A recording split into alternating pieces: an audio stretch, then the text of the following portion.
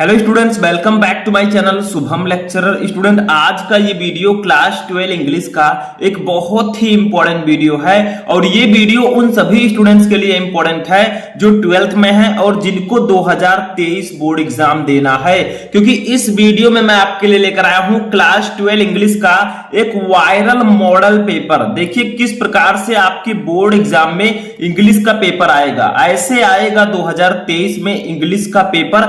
आज के इस वीडियो में मैं आपको पूरा पेपर दिखाने वाला हूं और मैं ज्यादातर क्वेश्चन के सॉल्यूशन भी बताऊंगा। ठीक है, तो अगर आप लोग भी चाहते हैं कि मैं क्लास 12 इंग्लिश में 100 में 95% प्लस मार्क यानी कि 95 प्लस मार्क लेकर आऊं, तो इस वीडियो को शुरू से लेकर लास्ट तक देखिएगा, क्योंकि बहुत अच्छी तैयारी अगर आपकी हुई है और आपको यह भी नहीं पता है कि पेपर कैसा आएगा तो सब बेकार है। ठीक है, तो आज के इस वीडियो में बताने वाला हूं कि क्लास 12 इंग्लिश का पेपर कैसा आएगा, कितने क्वेश्चन होंगे। देखिए स्टूडेंट, टोटल आपके पूरे इंग्लिश के पेपर में टोटल 12 क्वेश्चन होंगे, यानी कि 12 प्रश्न कुल रहेंगे। अब 12 प्रश्न के लिए आपको पूरे साल तैयारी करना पड़ता है। वो 12 प्रश्न कैसे होंगे, ठीक है। समय आपके पास 3 घंटे 15 मिनट रहेगा। तैयारी कैसे करें बोर्ड एग्जाम की 12th इंग्लिश की, ताकि हम 95 मार्क्स लेकर आ सकें, इससे ज्यादा मार्क लेकर आ सकें। तो इस वीडियो को शुरू से लेकर लास्ट तक देखिएगा और इसी तरह और भी सब्जेक्ट का वीडियो चाहते हैं तो इस वीडियो को ज्यादा से ज्यादा लाइक कीजिएगा। मैं आपको पूरा पेपर सॉल्यूशन के साथ बताने वाला हूं। तो देखिए इंग्लिश क्लास 12, ठीक है, समय आपके पास रहेंगे 3 घंटे 15 मिनट। देखिए 3 आवर 15 मिनट का आपका जो मैक्सिमम मार्क रहेगा वो 100 नंबर का पूर्णांक रहेगा। ठीक है, अब पेपर कैसा आएगा अभी मैं आपको आंसर के साथ बताऊंगा। आगे बहुत सारे क्वेश्चन है उसका मैं आंसर भी बताऊंगा और आपको कैसे लिखना है वो भी मैं बताऊंगा। ठीक है, तो देखिए जनरल कुछ इंस्ट्रक्शन रहेंगे कि 15 मिनट पेपर को परीक्षार्थियों को पेपर पत्र पढ़ने के लिए। देखिए the first 15 minute are allotted to the candidate for reading the question paper. दूसरा है ऑल क्वेश्चन आर कंपलसरी, सभी क्वेश्चन अनिवार्य है। तीसरा है marks are indicated against question, यानी कि मार्क जो है वो क्वेश्चन के आगे दिए गए हैं कि कितने नंबर का कौन सा क्वेश्चन होगा। तो देखिए अब की बार जो हमारा 12th का पेपर है वो सेक्शंस में डिवाइड होगा। जैसे आपका रीडिंग सेक्शन हो गया, राइटिंग सेक्शन हो गया, ग्रामर एंड ट्रांसलेशन हो गया। ठीक है, और एक सेक्शन आपका लास्ट सेक्शन जो आता है। ठीक है, तो ये आपके 3-4 सेक्शन में अब की बार आपका पेपर जो है डिवाइड रहेगा। ठीक है, ये आपको सबसे पहले समझना है। ठीक है, अब सेक्शन ए में क्या रहेगा, देखिए आपका जो सेक्शन डी है वो क्या रहेगा। सेक्शन डी आपका लिटरेचर रहेगा। ठीक है, जिसमें प्रोज पोएट्री सप्लीमेंट्री के क्वेश्चन रहेंगे।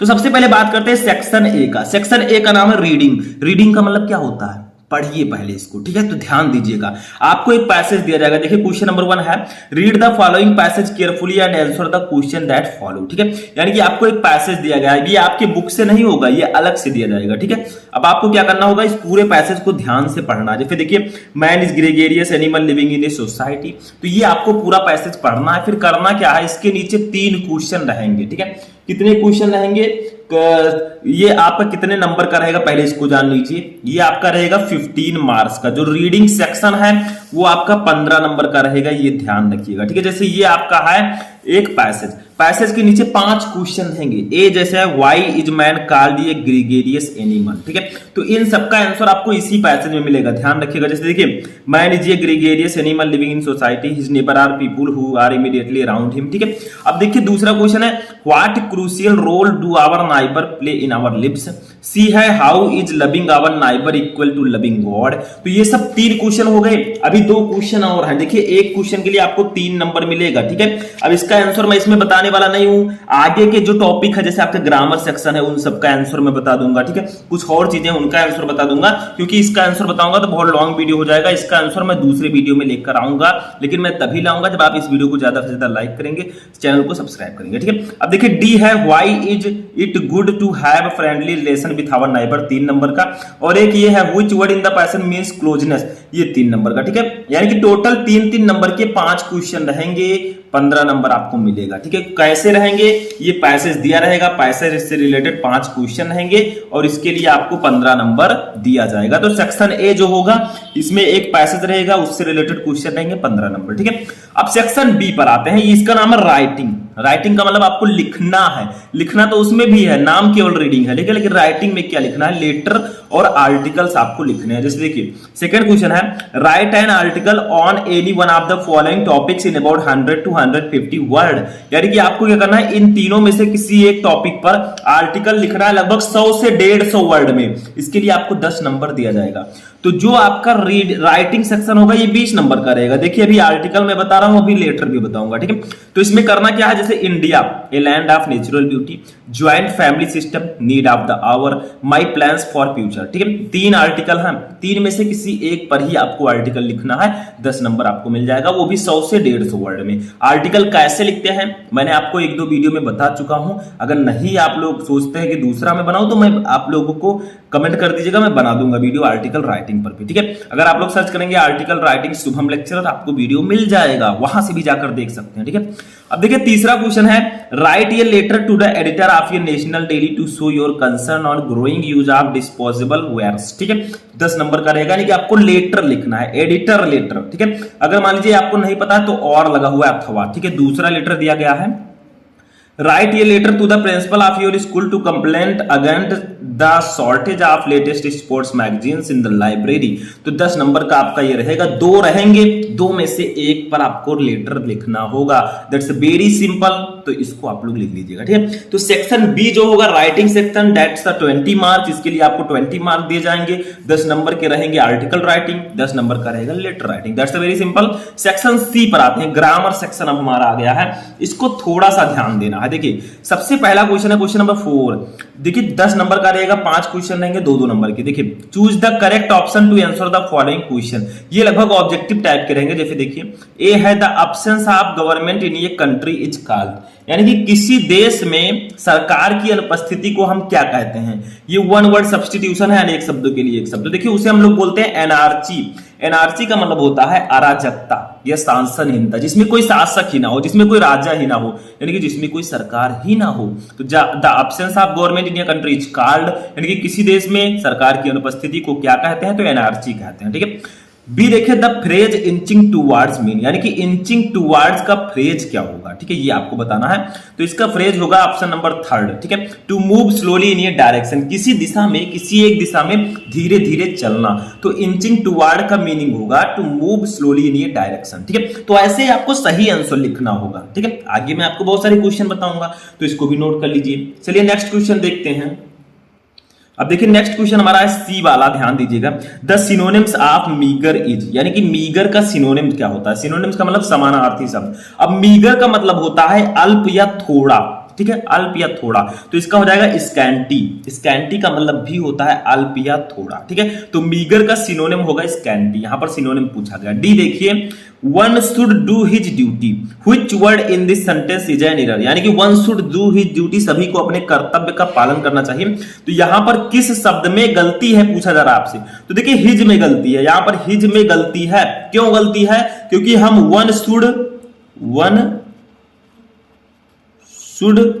डू हिज के स्थान पर हम लिखते हैं वंस, क्योंकि अपने की अंग्रेजी वन के लिए अपने की अंग्रेजी लिखते हैं वंस, ठीक है। तो ये आपका हो जाएगा one should do one's duty, that's simple. ये देखिए the antonym of barren is, यानी कि बंजर का, बैरन का मतलब होता है बंजर, जैसे कोई जमीन है बंजर पड़ी हुई है, तो उसका बैरन का एंटोनिम क्या होगा, यानी कि विलोम शब्द। तो इसका हो जाएगा फर्टाइल। फर्टाइल का मतलब होता है उपजाऊ, जो उपजाऊ जमीन हो, ठीक है। तो बैरन का जो सिनोनिम्स हो जाएगा वो हो जाएगा फर्टाइल। अब देखिए 5वां क्वेश्चन, यहां पर आपको ध्यान देना, that's a very important question.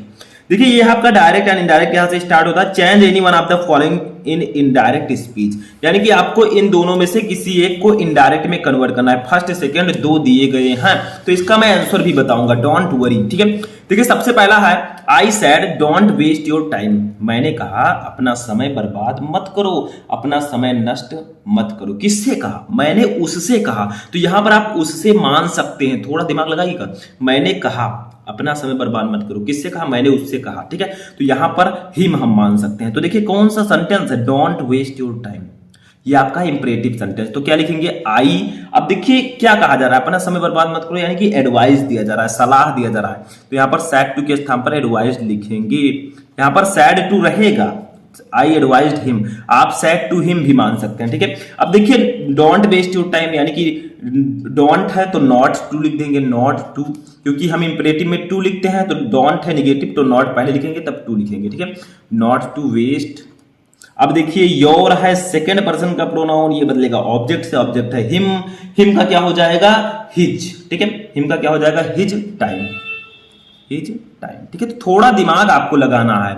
अब बहुत सारे बच्चे क्या कर देंगे I said, I advised not to waste your time, गलत हो जाएगा। देखिए यहां पर मैंने उससे कहा, एक आप मान सकते हैं कि मैंने उससे कहा, ठीक है, तभी मैंने यहां पर हिज लिखा। दूसरा देखिए क्या है, ये फर्स्ट था। दूसरा देखिए क्या हमारा, my teacher said to him you can send your application online too, यानी कि मेरे अध्यापक ने मुझसे कहा तुम अपना एप्लीकेशन ऑनलाइन भी भेज सकते हो, ठीक है। तो यहां पर क्या है, ये आपका ये आपका असर्टिव सेंटेंस है, तो लिखेंगे माई टीचर, माई टीचर। अब सेड टू के स्थान पर यहां पर हम टोल्ड लिखेंगे, ठीक है, टोल्ड हिम आपका ऐसे ही रहेगा, बीच में लगाएंगे दैट, यू है सेकंड पर्सन का प्रोनाउन, बदलेगा ऑब्जेक्ट से, ऑब्जेक्ट है हिम, हिम के लिए हम यूज करेंगे ही, ठीक है। कैन बदल जाएगा किसमें, कैन बदलता है कुड में, तो कुड लिख देंगे, ठीक है, ही कुड सेंड, सेंड। अब देखिए यू सेकंड पर्सन का प्रोनाउन है, बदलेगा हिम से, हिम के लिए योर के स्थान पर हिज लिखेंगे, his application, his application online too, online too, ठीक है। तो दैट्स वेरी सिंपल। ऐसे ही आपको डायरेक्ट को इनडायरेक्ट में कन्वर्ट करना होगा, 2 नंबर मिलेगा, दोनों में से एक ही करना है, मैंने दोनों बता दिया, ठीक है। अब बी वाला देखिए, combine any one of the following as directed, यानी कि आपको कंबाइन करना, ये सिंथेटिक है, 2 नंबर आपको मिलेगा इसमें से किसी एक को।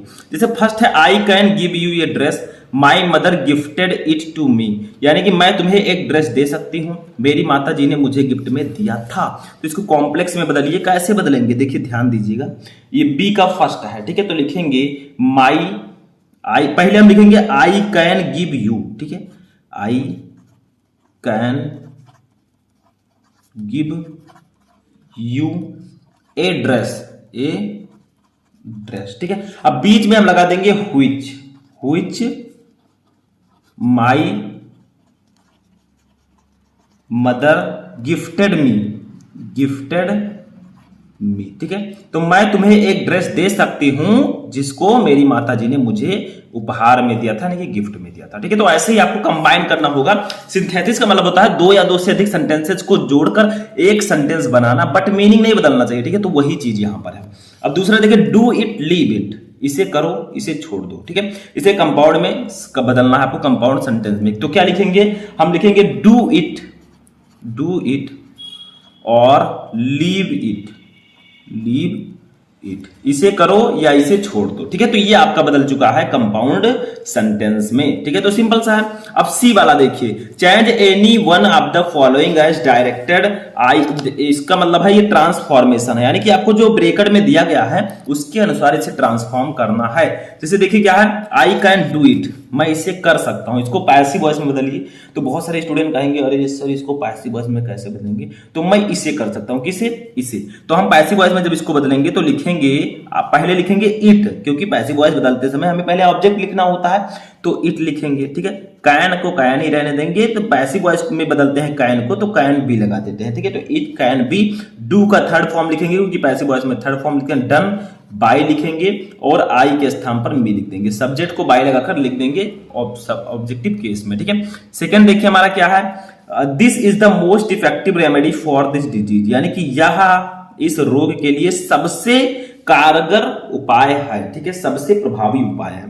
तो ये कंपैरेटिव डिग्री में आपको बदलना है क्योंकि ये सुपरलेटिव डिग्री में है, देखिए मोस्ट लगा हुआ है, ठीक है। तो इसमें कुछ करना नहीं है, ऐसे लिखेंगे हम लोग, देखिए यहां पर लिखेंगे दिस इज, अब कंपैरेटिव में हम मोर का यूज करते हैं, तो दिस इज मोर इफेक्टिव, ठीक है, रेमेडी मोर इफेक्टिव लिखेंगे, ठीक है। फिर क्या लिखेंगे, देन लगाएंगे, रेमेडी नहीं लिखेंगे, देन लिखा, ठीक है। एनी अदर रेमेडी, ठीक है, रेमेडी फॉर दिस डिजीज,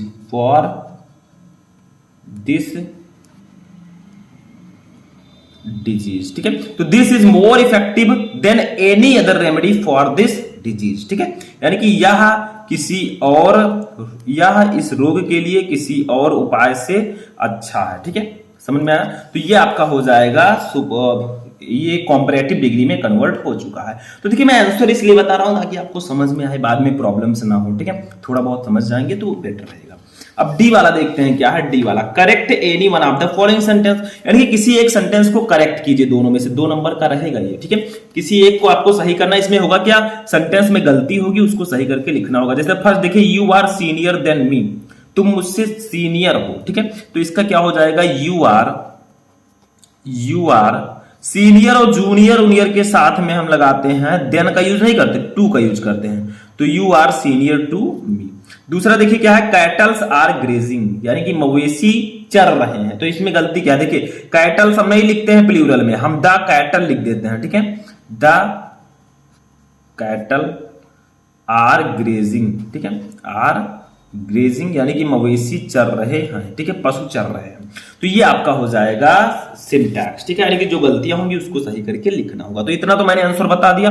थोड़ा सा और देखिए, use any one of the following pairs of word in your own sentence to make the different in their meaning clear, यानी कि आपको किसी एक को आपको क्या करना है, जैसे रिफ्यूज रिफ्यूजी है, ठीक है, इन दोनों का मीनिंग लिखकर सेंटेंस में यूज कर देना ताकि इन दोनों का मीनिंग क्लियर हो सके।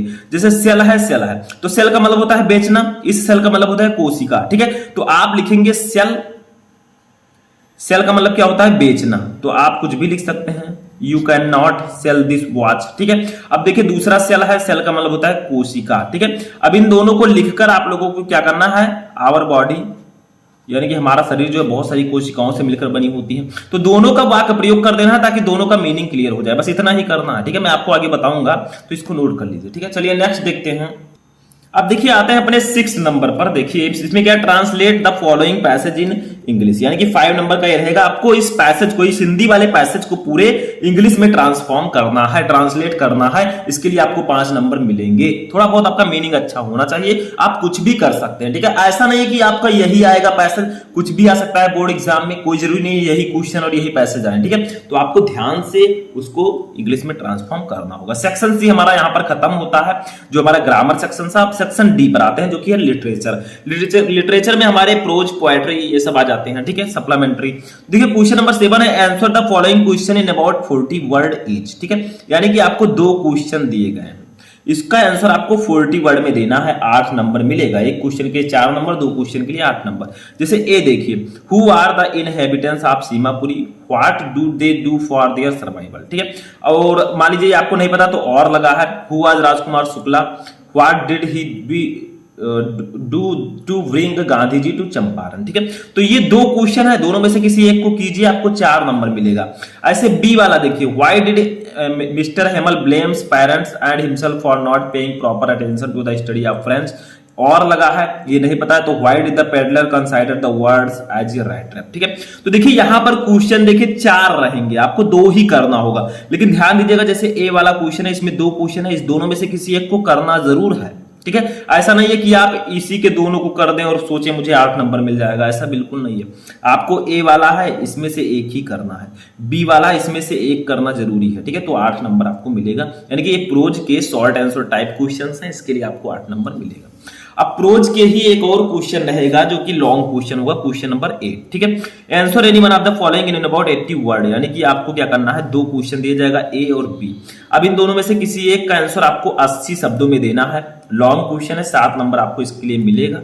दोनों में से जो भी पता है वो आप दे सकते हैं। तो आपके जो प्रोज सेक्शन है उससे टोटल 15 नंबर के क्वेश्चन आएंगे, 8 नंबर के आएंगे शॉर्ट आंसर टाइप क्वेश्चन और 7 नंबर के आएंगे लॉन्ग आंसर टाइप क्वेश्चन, ठीक है। अब आते हैं क्वेश्चन नंबर 9 पर, पोएट्री की बारी आती है। देखिए 9, read the following extracts carefully and answer the question that follow, यानी कि आपको ये एक्सट्रैक्ट केयरफुली पढ़ना है कि स्टैंजा दिया गया है आपके चैप्टर का, 6 नंबर का रहेगा ये आपका, ठीक है, इसको ध्यान से पहले पढ़ना है, फिर इसके नीचे क्वेश्चन दिए जाएंगे 3 क्वेश्चन। जैसे ए है, what is the fear that has always pained the poets, ठीक है, और दूसरा क्वेश्चन है, इसको भी ध्यान दीजिए, दूसरा क्वेश्चन हमारा है बी वाला, what is the contrast between the poets feeling and her word, और तीसरा है why his the poets keep on smiling today. 6 number आपको तीनों क्वेश्चन के लिए मिलेगा, एक क्वेश्चन के लिए 2 नंबर, 3 क्वेश्चन के लिए 6 नंबर। आपको पहले इसको ध्यान से पढ़ना है स्टैंजा को, फिर इससे रिलेटेड क्वेश्चन का आंसर देना है। क्वेश्चन नंबर 10 देखिए, सेंट्रल आइडिया आ जाता है, right the central idea of any one of the following poems, यानी कि तीनों पोएम में से किसी एक का सेंट्रल आइडिया आपको लिखना है 4 नंबर। तो ये जो आपका होगा पोएट्री सेक्शन ये 10 नंबर का रहेगा, ये ध्यान रखिएगा। 6 नंबर का आपका स्टैंजा और 4 नंबर का रहेगा आपका सेंट्रल आइडिया। अब आते हैं सप्लीमेंट्री रीडर में। सप्लीमेंट्री में भी वही प्रोसेस है जो प्रोज में था।